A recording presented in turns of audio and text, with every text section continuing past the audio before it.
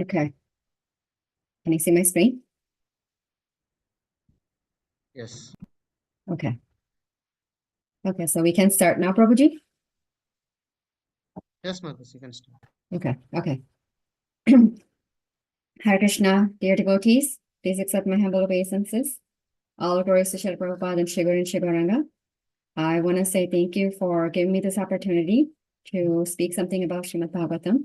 Even though I'm not qualified, I'm just trying to do this in the mood of service to Vaishnavas, Guru Maharaj, and to Srila Prabhupada. So please bless me. And then with that, we'll start the prayers.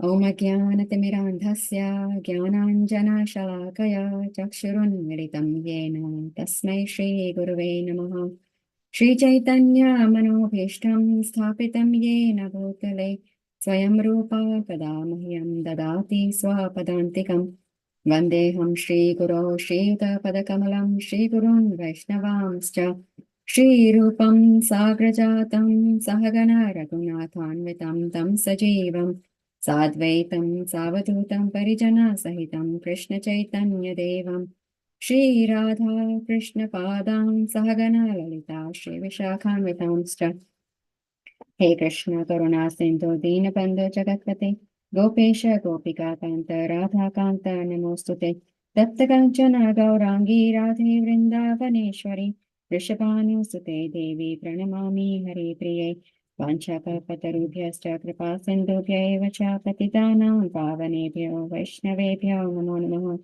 Jai Shri Krishna Chaitanya Prabhu Nityananda Shri Advaita Gadadhara Shivasadi Gaura Bhakta Vrinda Hare Krishna Krishna Krishna Hare Hare Hare Rama Rama Rama Hare Hare. Hare Krishna, dear devotees.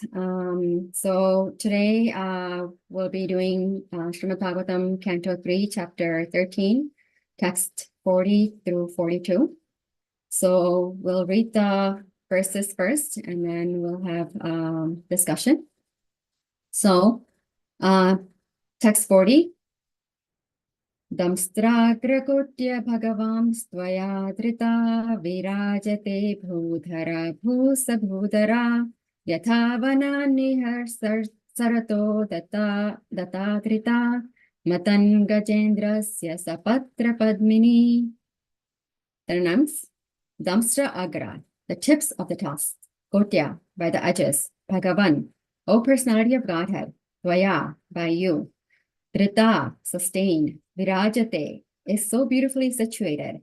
Bhudhara, Bhudhara, O lifter of the earth. Bhu, the earth. Sabudha, Bhudhara, with mountains. Yatha, as much as. Vanat, from the water. Nisarataha, coming out. Data, by the tusk. Drita, captured. Matam gajendrasya, infuriated elephant. Sapatra, with leaves. Padmini, the lotus flower. Translation and purport by His Grace A.C. Bhaktivedanta Swami Srila Prabhupada, Srila Prabhupada Ki Jai. O lifter of the earth with its mountains, which you have lifted with your tusks, is situated as beautifully as a lotus flower, with leaves sustained by an infuriated elephant just coming out of water. Purport. The fortune of the earth planet is praised because of its being specifically sustained by the Lord. Its beauty is appreciated and compared to that of a lotus flower situated on the trunk of an elephant. As a lotus flower with leaves is very beautifully situated, so the world with its many beautiful mountains appeared on the tusk of the Lord God. Text 41. Traimayam rupam idam cha sokaram bhu mandale natha datadritena te chakasti sringodha ghanena bhuyasa kulachane chalendrasya yatheva vipramaha. Synonyms. Traimayam, Vedas personified. Rupam, form. Idam, this. Ja, also. Sokaram, the boar. Bhu mandalena, by the earth planet. Atha, now. Data, by the tusk. Dritena, sustained by. Te, your chakasti. Your Chakasti is glowing. Shringa Udha, sustained by the peaks. Kanena, by the clouds. Bhuyasa, more glorified. Ula Achala Indrasya, of the great mountains. Yatha, as much as. Eva, certainly. Vibramaha, decoration. Translation and purport. O Lord, as the peaks of great mountains become beautiful when decorated with clouds, your transcendental body has become beautiful because of your lifting the earth on the edge of your tusk. Purport. The word Vibramaha is significant. Vibramaha means illusion as well as beauty. When a cloud rests on the peak of a great mountain, it appears to be sustained by the mountain. And at the same time, it looks very beautiful. Similarly, the Lord has no need to sustain the earth on his tusks. But when he does so, the world becomes beautiful, just as the Lord becomes more beautiful because of his pure devotees on the earth. Although the Lord is the transcendental personification of the Vedic hymns, he's become more beautiful because of his appearance to sustain the earth. So beautiful texts. In text 42, the last one. Samsthapayenam jagatam tastusam lokaya patnim asimataram pita vidhema chasye namasa sahatvaya yasyam swatejognim ivaranav adha. Synonyms: Samsthapaya enam, raise this earth. Jagatam, both the moving and. Satastusam, non-moving. Lokaya, for their residence. Patnim, wife. Asi, you are.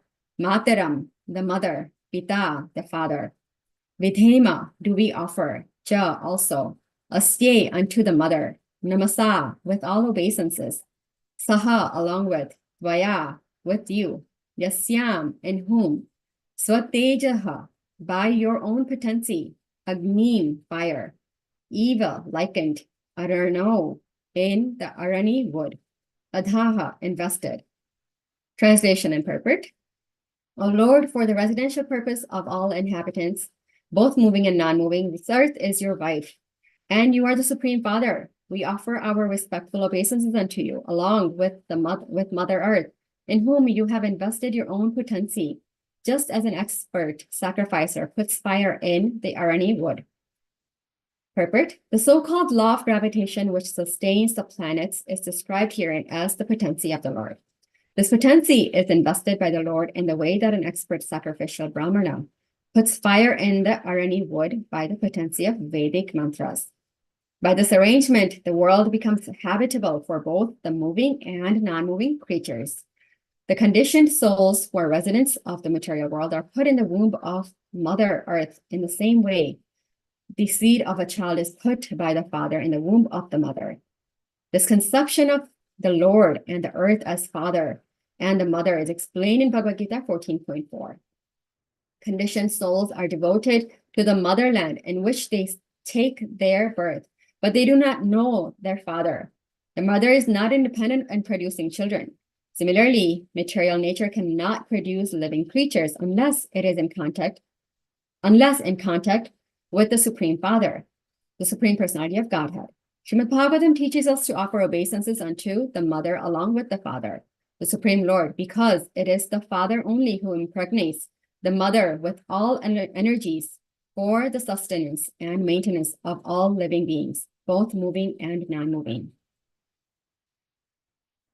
Okay, so with that, we'll begin our discussion. These are just, the prayers that are done, provided by the sages when they see this Lord Boar coming out and lifting the earth on his tusks from the Rabadak Ocean. So, the Lord is always beautiful, but with the earth on his tusk, he's become even more beautiful. This is what the prayers are by these sages that are trying to say. So in text 40, it talks about how beautiful the Lord is looking, like an elephant holding a lotus flower with its trunk. So, the earth is described also, is also glorified because it's also looking beautiful like the lotus flower when this angry elephant comes out of the water, infuriated elephant comes out of the water with that lotus flower on his trunk. And then in text 41, the sages are glorifying the Lord, saying that, it looks like that there's a huge mountain decorated with clouds. So when we see the huge mountain, it's referring to the Lord, and then the clouds are decorated there. So the earth is decorating the mountain. And then in text 42, it's talking about, it informs us that Lord is our Father, and he is carrying the mother or his wife, Earth. Mother or Earth, cannot just create children without the Father or the Supreme Father, which is the Lord in this case. So these are the gist of all the prayers for all the different texts that we read today from 40 to 42. And now just going into the discussion as what I was, taking away by reading these texts was, I was referring or remembering how Shatruva Mataji yesterday, she was mentioning that anyone can offer prayers or worship the Lord, but only the self-realized people or person can see the Lord. So with that, offering prayers is one of the most essential items of bhakti. So even our acharyas teach us how to pray. Of course, we cannot imitate the prayers or the acharyas, but we should at least study what they pray for and how they pray for. What is their mood when they're praying? For example, we can see that, Srila Prabhupada, he offered prayers to the Lord before even coming onto in this world, in this, US. From Jaladuta, he had said that, my Lord, I'm a puppet in your hands, make me dance to your tunes and help me have the right words to speak and help them, the audience or people who he's going to be, talking to and providing this Srimad Bhagavatam message to help them have the heart to understand and, intelligence to understand these words. So, these are prayers that he's he understands that it's not that, that really helps the humility or it helps us imbibe the humility, quality of humility. And, simply by learning the proper method of praying, we can really invoke the mercy of the Lord within our lives and also know him face to face, like how Srila Prabhupada did. So, there's so many prayers in the Srimad Bhagavatam that we talk about or that we hear of or read, which, Gajendra prayers, Gajendra Moksha, Dhruva Maharaj's prayers, Prahlad Maharaj's prayers, Queen Kunti's prayers, Ambarish Maharaj's prayers, Vishwadev's prayers, so many prayers, they're so beautiful prayers. So it is very important that we offer prayers to the Lord. For example, based on the Gajendra's pastime, I was hearing a lecture from His Holiness Radhanath Maharaj, and he says that we're all in the jaws of crocodile of death. It's just a matter of when the crocodile closes his mouth, then we'll all, we'll be dying. So, even though Gajendra was very powerful, he had so many friends, family, supporters, and all the opulences, but no one could do anything to help save him. So similarly, we should understand that, only but only when he surrendered to the Lord and he remembered the prayers and he offered the prayers to the Lord, then he invoked the mercy of the Lord. So we need to learn from this pastime that, any amount of bhakti, or something that I learned is any amount of bhakti that we perform, it never goes in vain. So he had remembered from his last life as Maharaj Indradumna that, he was a great devotee. And because of the curse, he had to become this elephant or have a, body of an elephant in this Gajendra's pastime. So, we never, anything, even if we do like 50% of bhakti in this lifetime, we'll never have to start over. Like, for example, if we are a big doctor or something in this lifetime, and then if we have to take another birth again, we'll not be born as doctors. So that's, we have to start our material education from zero and then build it up again. Whereas bhakti, nothing is ever going in vain. Even like 5% you do, you're going to start the next life with 6%, or 6.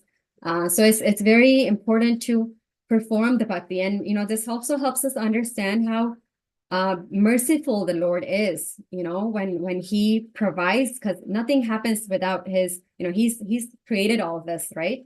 So we have to be really feeling grateful to him that, we're very, despite all these things that we know and learn of, at least we still cannot fully surrender to him as how he would like. And then, that's in Bhagavad Gita, there's, categories of 3 different types of prayers, or 3 different modes of prayers that people do in chapter 17. So there is the mode of goodness, or prayers in mode of goodness, prayers in mode of passion, and prayers in mode of ignorance. So, for example, Hiranyakashipu, he also offered prayers to Lord Brahma, but his prayers were in mode of ignorance because he wanted to conquer others and also defeat his enemies. So, even Ravana, we know, he also offered prayers and great tapasya, but, it's all in the mode of ignorance because they're doing it for their own benefit, or they want to be having the power, so to speak. And then there's prayers in mode of passion. In passion, people usually, generally start off with this. They go to the temple, and they pray for some kind of wealth, materialistic opulence, fame, power. There's, and even, or sometimes even distressed people, we hear in Bhagavad Gita that there are 4 types of people who come to Krishna, at least. So these are, all the prayers start in the mode of passion because you're wanting something in return and you're praying to the Lord. And then there's also prayers in mode of goodness. So that is when we pray for, just peace and welfare of others, peace in the world. For example, those are like many times the philanthropists that we have, in this life. They want to help the needies, or, with the food or with shelter. All these kinds of things are in the mode of, goodness. But Bhagavad Gita, Krishna, he tells Arjuna that you should transcend these 3 modes and come to the mode of transcendence, or at least Shuddha Sattva. So, in order to even get to the Shuddha Sattva, we need to at least bring ourselves to the mode of goodness. And then we can raise up to the mode of, or Shuddha Sattva. So then, what are the transcendental prayers, right? The transcendental prayers, they're basically when the bhaktas, they pray to the Lord for unconditional love for Radha and Krishna. So, there's no motive behind it. There's no, and as Shastrabha Mataji said, we can't be desireless. Prabhupada had said this, right? He said that there's no way that we can just completely stop our desires. So we have to have the right desires that will take us to develop this love for Krishna. So then now, that we learned that prayers are important. And then we also learned the different types of prayers, or the different modes of prayers. We can now go to like how we should be praying. So with this, I was just, Googling some things on for what kind of, how we should pray.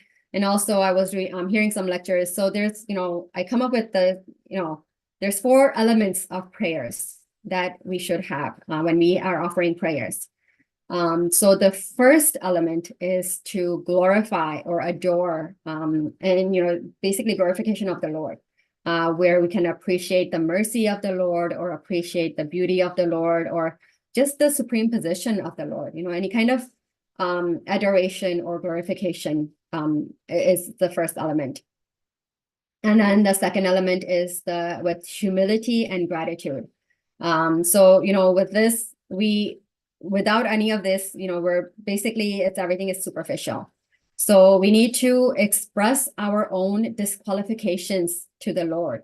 And, that means we have to be honest, with the Lord, and honest with ourselves that, what are my setbacks? What are my, what are my anarthas? Not that we're going to focus on anartha and we're not becoming anartha conscious. We got to become Krishna conscious, but at least understand what is lacking in ourselves. And then, third element is, to pray for benediction, or, pray for like his mercy, and thank him for all that he has given us. We have to become this grateful for everything that, we there's so many problems, and this world is Dukhalaya Shashvatam, and Bhagavad Gita, he said this, right? So we know that the problems are constantly going to come. There's no way to, whether you're a materialist or a devotee, there is no way that you're going to come out of these problems. They're going to keep on coming. But, at the same time, we also should look at the positives in a way that we should be grateful. We have a lot of things that maybe, we don't even realize because we're so focused on the problems of the world and ourselves. So, we have such a great family, or food to eat, shelter, and we have air to breathe. That is all given by the Lord. And when we have to really understand this, we can become grateful. And when we become grateful, automatically then, humility also comes, because humility, we cannot get to the humility level because we feel that our false ego is so strong that we feel that we are doing something, or we deserve something. But when we understand that it is not our property and it is given to us by the Lord, then slowly we can understand and become grateful, and then understand that, imbibe this humility. It's a cultivation, it's still not, it's not like an overnight thing that just happens. But it's a constant reminder, and being grateful to imbibe this quality of cultivate this quality of humility. And then the fourth prayer is a prayer for forgiveness. So we should always, we should pray to the Lord to help us, forgive our offenses, help, forgive, or ask the Lord for forgiveness for our offenses, for our sins, even for our laziness and neglect, right? Sometimes we are not able to always follow, get up at 3 o'clock or 4 o'clock in the morning and chant all the rounds in one sitting. So that's, we have to pray for the forgiveness to the Lord. And also only by mercy is we can, we have to understand that we're not doing anything. It's only by the mercy that we are able to do anything. First is a desire. So we have to have the desire, but then efforts also come. We cannot just have desire and say, okay, I want to just get this mercy and then have this desire. I have the desire to chant at 4 a.m., but I cannot wake up. It's the desire is there. We have to also act on it. We have to put our efforts, and then only by the mercy of the Lord. So, I'll be very tired at 4 a.m., but I'll still get up because I want I want to please the Lord. And then at that time, over a certain time, when Krishna constantly sees our efforts, then he will provide his mercy. And that is up to him, whether he wants to provide his mercy or not, but we have to constantly endeavor to get the mercy. So those are the 4 elements of prayers. And then, now we've learned that, we should pray, and then the modes of prayers, or how we should pray. But now, someone can ask, why should we pray to the Lord if he knows everything, right? He's a Paramatma in our heart. So he knows me better than even myself. So why is there's this need for prayers? Well, that's because everything in our life is about reciprocation, right? The most important thing in life is love. So even in the mundane world, we always hear love not expressed is not love. So Lord gets pleased when we use our free will that he's given us to express ourselves for him, glorifying him.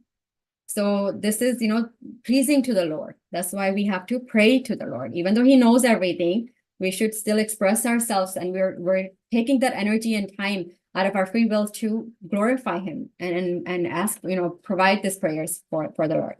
So with that, I want to end our discussion today. If there were any mistakes that I committed, please forgive me. And I'm asking you as a forgiving me like a child, and how parents can always forgive their child. And then anything that you may have liked, or if there's any takeaways, it's all glories and credit goes to my Guru Maharaj and my mentors and my Siksha Gurus. And with this, I would like to conclude. So if there's any corrections or any discussions that we would like, or realizations that you want to share, we can go ahead with those. Thank you. Hare Krishna.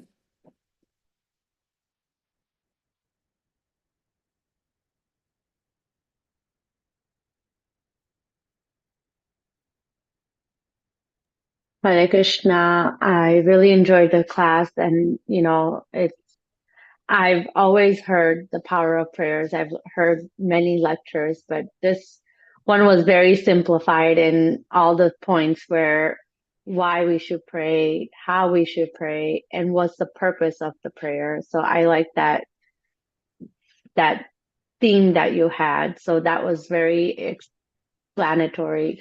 I did have a question. I'm not sure if I understood correctly, but I've heard a lecture from Nittai Sevani Mataji that even if you have material desire and you go and pray in mode of passion, it is okay. You should do it regardless. You should not just say, okay, my desire is material, I shouldn't go. It's kind of like building that relationship to Krishna. So is that something that, I mean, I'm not sure if that is what I can understand from the types of prayers that you Yeah. explained. Yeah, that is actually it's a good point you're bringing up. It's basically, for anything we should learn to go to Krishna. And that is, as you said, building relationship with Krishna. But we need to also at the same time have the goal, we have to understand the goal. So we have materialistic desires, we can go to Krishna for it, but at the same time, we have to have the goal that we want to eventually purify our desires, right? So in the beginning, you may have just materialistic desires and you go to Krishna, that's fine. But then eventually, slowly, you can still, as a devotee, have materialistic desires and you're going to Krishna. But at the same time, you have the goal in the back of your mind, and Krishna knows this, and pray that Krishna, yes, I have these materialistic desires, but I want to reach the goal of attaining pure devotional service unto your lotus feet, and help me get there. So that's slowly and slowly, again, as I had mentioned, by the mercy, after our endeavors and our desires, we can really only by his mercy we can get this level of pure prayers to the Lord. I hope that answers your question. Yes, thank you. Thank you.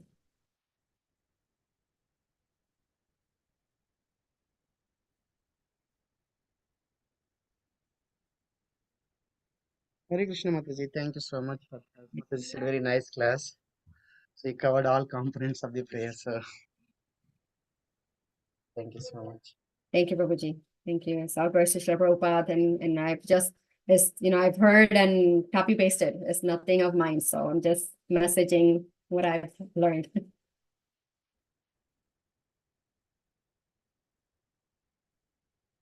Hare Krishna Mataji. Very, very beautiful class. And I also understood whatever you say, why we should pray and in what mood we should pray. That is the main thing. Which mood you pray to Lord, that is the main thing. I learned that too. So this is very nice class. Hare Krishna, Hare Krishna. How we should pray, why we should pray, like that. And four facts of that whatever you described. First of all, we have to, when we start to pray, we have to glorify the Krishna. And yeah, for his mercy. Then surrender, benediction. Very, very nice points you say. Yes, Mataji. Thank you so much. It's all from lectures I've heard from Mataji. Hare Krishna. Hare Krishna. Yeah, the Gajendra past time was nice one, Mataji. I mean, in this connection, right? I mean, all his family, him, he was such a great, powerful, right? But nothing could save him. Yeah. Only his prayer Right. could save him, right? I mean, Yeah, and that's what I was relating to, because the first text 40 is about, how the Lord is looking like the infuriated elephant when he's coming out of the water with the tusk, with the lotus flower and the tusk. So, it's glorification of both the elephant as well as the lotus flower. And I thought about the Gajendra pastime right away.